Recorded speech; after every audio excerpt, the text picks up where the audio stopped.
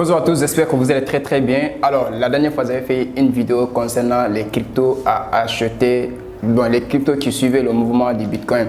Donc, j'avais fait beaucoup de retours, les gens qui attendaient à ce genre de vidéo. Mais aujourd'hui, je vais vous parler des 4 phases du marché pour les investisseurs. Ça vous permettra de savoir quand est-ce que vous devez acheter, quand est-ce que vous devez vendre une partie une fois fait des gains et quand est-ce que vous devez renforcer l'achat de vos investissements et quand est-ce que vous devez quitter directement du marché aussi parce que c'est le plus important en tant qu'investisseur, la phase d'achat, la phase de renforcement de notre achat et la phase de vente pour prendre notre profit. Parce que ces 4 éléments et ces 4 phases du marché représentent dans n'importe quel marché, donc c'est les acteurs comme ce qu'on appelle les market makers. Faisons donc ces 4 phases dans cette vidéo, je vais vous expliquer de façon simple et avec un graphique aussi d'exemplaire pour que vous puissiez comprendre en face de votre graphique aux actifs où vous avez investi, que ce soit en spéculation ou que ce soit un investissement ou holding à long terme. Donc vous devez essayer d'observer le marché à cet niveau. Donc si vous venez de me découvrir au travers de cette vidéo, mon nom c'est Youssouf Diaby, je suis entrepreneur businessman, je suis trader sur le marché des crypto-monnaies et des forex, je suis investisseur. Donc j'accompagne massivement aussi les gens dans ce secteur-là, en tout ce qui est la crypto-monnaie et le trading spéculatif, ainsi de suite. Je suis auteur aussi d'un livre intitulé L'esprit d'un crypto-millionnaire. Ce livre a pour le but d'accompagner les gens qui veulent se lancer dans la crypto-monnaie, ils ne savent pas se former ou ils n'ont pas les moyens de se former, mais à travers de ce livre, ils peuvent quand même pouvoir acheter les actifs, quand acheter, faire leur analyse à travers le livre, parce que le livre peut les accompagner à faire leur analyse fondamentale sur le projet des cryptos, à faire l'analyse technique pour savoir quand est-ce qu'ils devaient acheter, quand est-ce qu'ils devaient vendre. Donc, si vous venez aussi récemment de découvrir la chaîne, ici on parle de l'entrepreneuriat, on parle de business, et on parle de trading et de l'investissement. Donc si toutes ces thématiques t'intéressent, donc abonnez-vous dès maintenant et activez la cloche de notification pour ne pas manquer éventuelles vidéos. Donc après l'intro, on va voir les 4 phases du marché et ça va vous aider maintenant à comprendre si vous êtes dans un niveau du marché, qu'est-ce que vous devez faire. Donc c'est le plus important. Donc après l'intro, on va passer sur le graphique.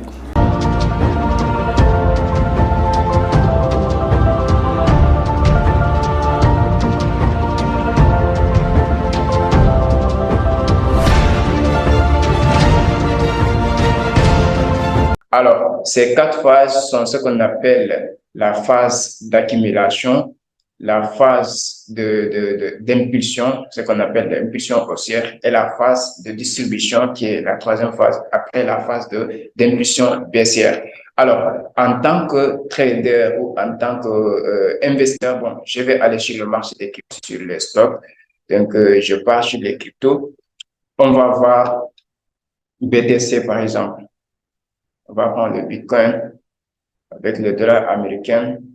Alors, d'abord, qu'est-ce qu'on va faire? Moi, j'utilise d'abord le tableau blanc pour vous initier comment ces phases se comportent. Investisseur ou en tant que trader, vous devez comprendre le fonctionnement de ces phases. Alors, par exemple, le marché commence par ce qu'on appelle la phase d'accumulation.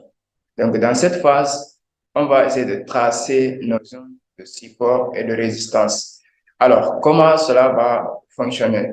Par exemple, ici, nous avons notre support qu'on va lier les creux et notre résistance qu'on va lier les sommets. Alors, ici, nous avons notre résistance. On va tracer la ligne pour aligner les sommets et aligner les creux. Donc, ce qu'on appelle ici support. Et ici, nous avons la résistance. Donc, cette phase qu'on appelle la phase de accumulation. Donc là, vous devez comprendre cette phase. Maintenant, dans cette phase d'accumulation, les spéculateurs, vous devez faire très attention à des niveaux de manipulation. Parce que la plupart des traders sur la phase d'accumulation, ils cherchent à prendre position au contact du support.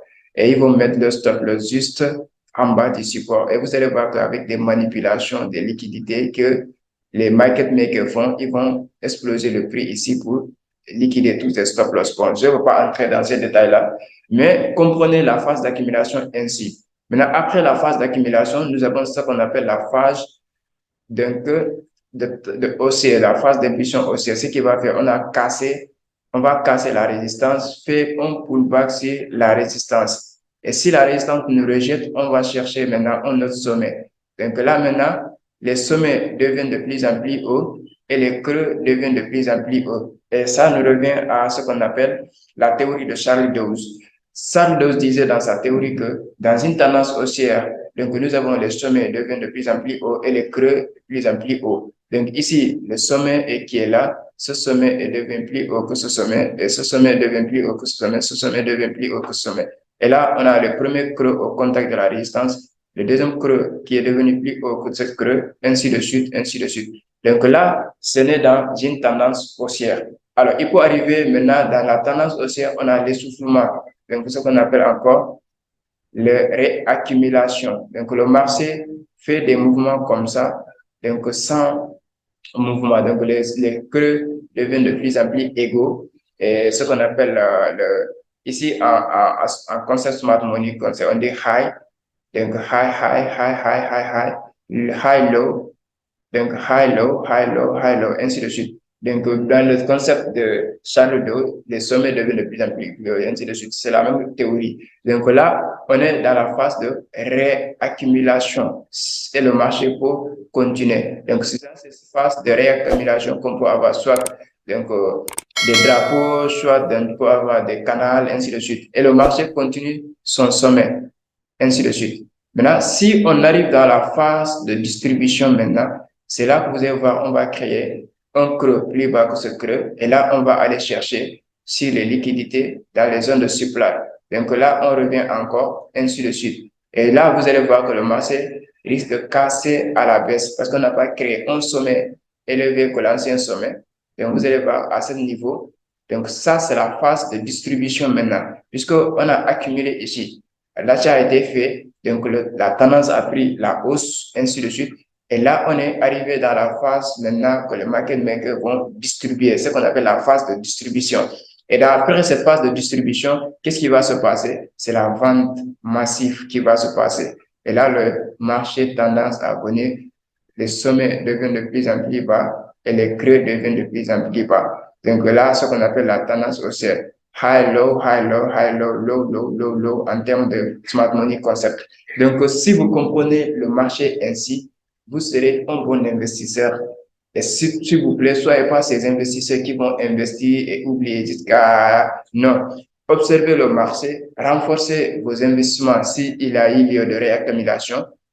Il faut savoir, on a la phase d'accumulation, impulsion haussière qui est la tendance haussière, réaccumulation, ensuite on part encore à une hausse. Après la phase de distribution, on revient à la baisse. Donc, qu'est-ce que vous avez fait en tant qu'investisseur? Si vous avez investi dans ces moments-là, en tant qu'investisseur, les manipulations, ça vous intéresse pas parce que tout ce que vous avez besoin juste que le marché part dans votre objectif.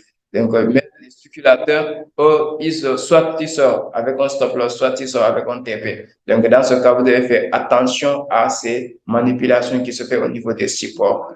Et s'il arrive aussi à ce niveau, faites attention aux manipulations aussi qui peuvent se faire au niveau de la résistance ici. Parce qu'ici, on peut faire des faux mouvements cachés à la hausse pour liquider toute personne qui va prendre position au niveau de la distribution, au niveau de résistance et passer le stop loss ici. Donc, ils seront liquidés afin que le marché puisse revenir à la baisse. Donc, voilà un peu. Et maintenant, dès que le marché revient à la baisse, vous allez voir que maintenant, les tendances, les sommets deviennent de plus en plus bas, les creux deviennent de plus en plus bas. Donc, vous allez savoir que dès maintenant, cette cassure ici est qu'on a un creux plus bas que l'ancien creux.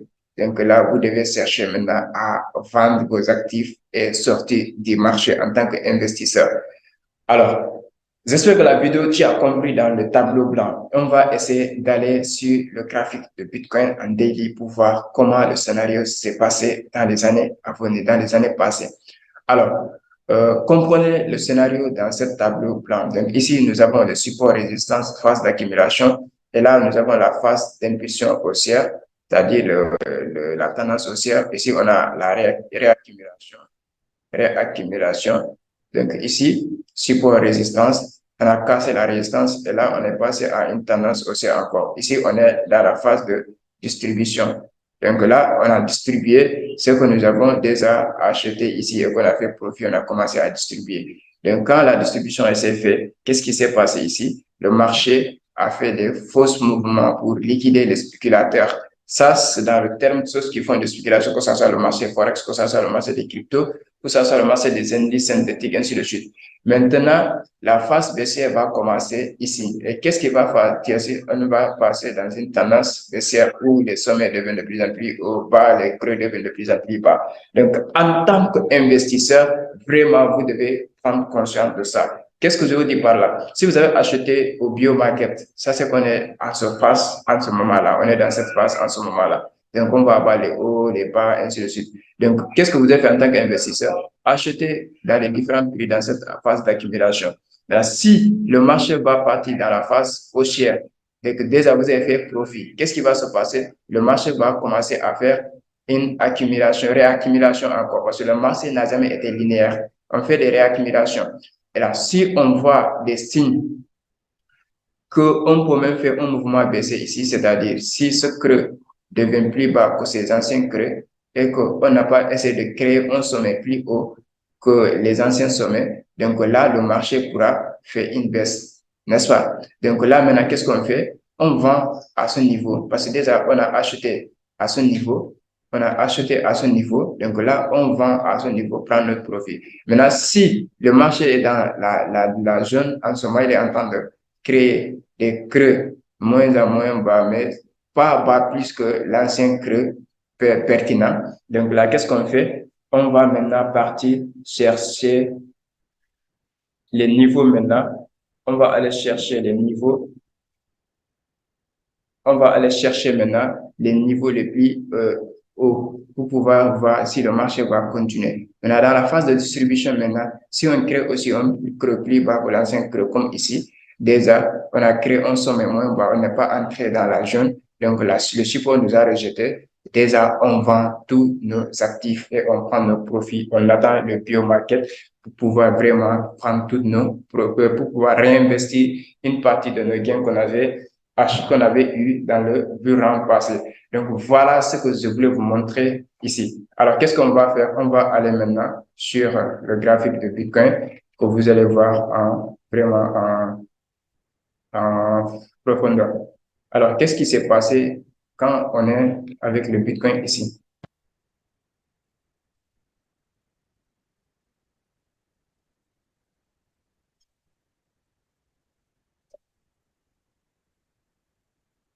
Par exemple, ici, qu'est-ce qui s'est passé?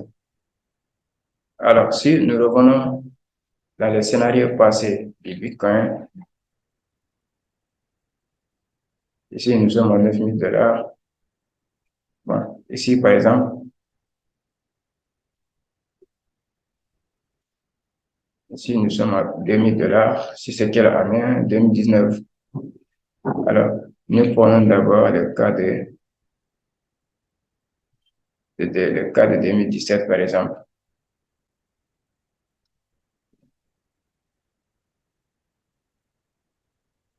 Soit, bon, juste nous revenons un peu en arrière pour prendre les dernières phases du marché, les dernières tendances haussières du marché. Alors, ici, par exemple, nous sommes dans la phase d'accumulation. Donc, en 2020 jusqu'à 2019. Bon, disons 2019 jusqu'à 2020. Ici, nous sommes en phase d'accumulation. Parce qu'ici, il faut savoir qu'on est entre le support et la résistance. Vous allez voir, qu'est-ce qui s'est passé? Ici, c'est notre ancienne tendance haussière. 13 000 $, c'était la fin 2019. Qu'est-ce qui s'est passé? Le marché, qu'est-ce qu'il a fait? Ici, on a accumulé. On a fait des fausses mouvements haussiers.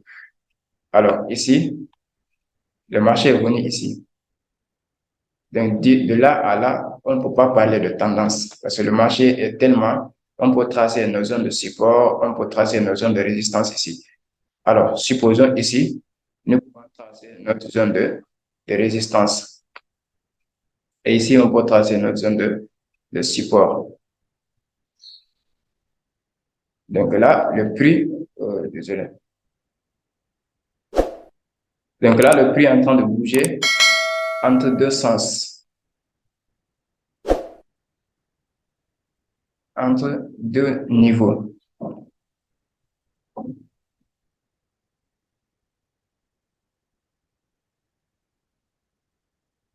Donc de là,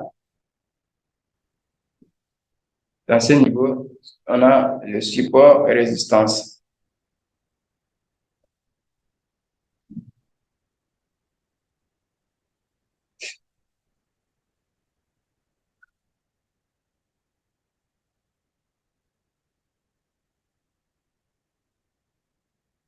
Donc de là à là, le marché oscille entre le support et la résistance. Donc cette phase, on appelle la phase d'accumulation. Donc les gens achètent des prix à différents niveaux. Vous avez vu quand on n'avait pas cassé la zone de résistance ici, qu'est-ce qui s'est passé? On est entré dans une phase haussière. Donc ce qu'on appelle une tendance haussière qui a commencé. Donc en tant qu'investisseur, bon, je suis en train d'analyser en time frame de en time frame de one day, c'est-à-dire chaque bougie qui s'est formée a fait une journée. Qu'est-ce qui s'est passé? On est passé maintenant à un autre niveau. Au sommet, creux, sommet, creux, sommet, creux, sommet, creux, sommet. Et vous allez voir que le sommet devient de plus en plus haut et le creux devient de plus en plus haut. Après quelques temps, qu'est-ce qui s'est passé ici? On est entré dans une phase de distribution. Donc, ceux qui ont fait une phase de truc là, on a fait une phase de distribution ici. Parce qu'ici, on a créé quoi? Un creux plus bas que l'ancien creux. Et là, on a fait ce qu'on appelle on est venu combler le gap qui est là. Donc, le vide qui est là, c'est un gap en termes de smart money concept. Donc, on appelle ça old block. Et donc là, on vient combler ces zones de supply pour rebondir encore. Parce qu'il faut savoir que le marché, les quatre phases sont représentées en ce qui concerne le supply et les demandes. Les zones de supply sont des ordres bloqués en achat dans une vente et les ordres de demande sont des ordres de vente qui sont bloqués au niveau du support. Donc là, comme un ordre qui était là, donc on a fait une cassure de cette structure ici. Donc, on a créé un sommet moins bas que ce sommet. Qu'est-ce qui a fait? On a passé à un mouvement baissier. Donc, dans ce mouvement baissier, qu'est-ce qu'on a fait encore? On a fait une accumulation ici. Donc là, on a fait une accumulation et là, on est reparti. Après cassure de cette résistance, on est parti. Ici, on pourra tracer notre zone de support résistance. Par exemple, donc ça va me donner une figure chartiste. Ceux qui connaissent les figures chartistes, donc vous pouvez détecter ici. Donc là, on a réaccumulation ici, et là, on a fait cassure, pullback, on est reparti. Le sommet devient de plus en plus haut. Et quand on est arrivé à notre sommet encore, voilà comment le marché a été distribué. Donc voilà, ici, on a fait un double top. Double top, c'est un signal de retournement de tendance. Donc, ceux qui connaissent les figures chartistes aussi comprenez ainsi. Et là, depuis lors, maintenant, on est passé à un autre mouvement baissière. Donc, la distribution a été faite ici. On est en daily, mais quand on vient en H4, vous allez voir comment le marché a été distribué. Alors, là, maintenant, on revient dans une nouvelle tendance baissière, dont les sommets deviennent de plus en plus bas et les creux deviennent de plus en plus bas. Sommet, sommet, sommet, ainsi de suite. Donc, creux, creux, creux, creux, ainsi de suite. Et qu'en tant qu'investisseur, qu'est-ce qui va se passer ici?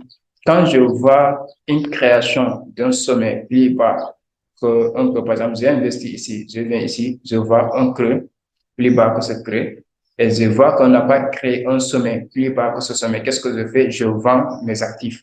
Je vends mes actifs, je viens voir s'il y a accumulation ici encore, et que je vois une cassure à la hausse, je investis un montant aussi. Donc, dès que je atteins ce sommet ici, donc là, on crée un autre sommet et là, je vois un double top et que le marché commence à baisser ici. Qu'est-ce que je fais? Je vends aussi. Donc là, en tant qu'investisseur, je dois connaître les analyses techniques du marché afin de pouvoir vraiment mieux investir et prendre mes profits. Mais je ne veux pas être un investisseur aveugle où on dit acheter. Quand les gens me disent acheter, j'achète. Quand les gens me disent de vendre, je vends. Ça, je vous déconseille ça parce que quand le bull run va arriver, tout le monde va chercher à vouloir prendre ses profits. Personne ne sera ici pour dire à quelqu'un vendez, vendez, vendez. Donc, vous devez vraiment, même si vous n'êtes pas spéculateur, vous devez comprendre, approcher à des gens pour maîtriser les analyses techniques afin de pouvoir vraiment tirer les meilleurs profits dans le marché des crypto-monnaies. Alors, j'espère que tu as quand même compris comment le marché fonctionne. Comment le marché fonctionne. Je ne parle pas, il y a des détails que vous devez comprendre. si vous êtes spéculateur, parce qu'il y a des manipulations qui se font. Mais en tant qu'investisseur, dès que vous maîtrisez ça, vous comprenez ça, vous pouvez mieux investir sur votre actif préféré, que ce soit les actions, que ce soit les indices, que ce soit en tout cas les crypto-monnaies, ça t'aidera. Donc si la vidéo vraiment t'a ajouté quelque chose, donc likez, surtout ton avis en commentaire me fera plaisir, et surtout partager au maximum de personnes, parce que le but de cette chaîne c'est pour impacter, ajouter de la valeur à la communauté africaine, les accompagner à bénéficier de cette nouvelle technologie qui est la blockchain et les crypto-monnaies et l'univers du trading. Donc merci et on se dit à très bientôt.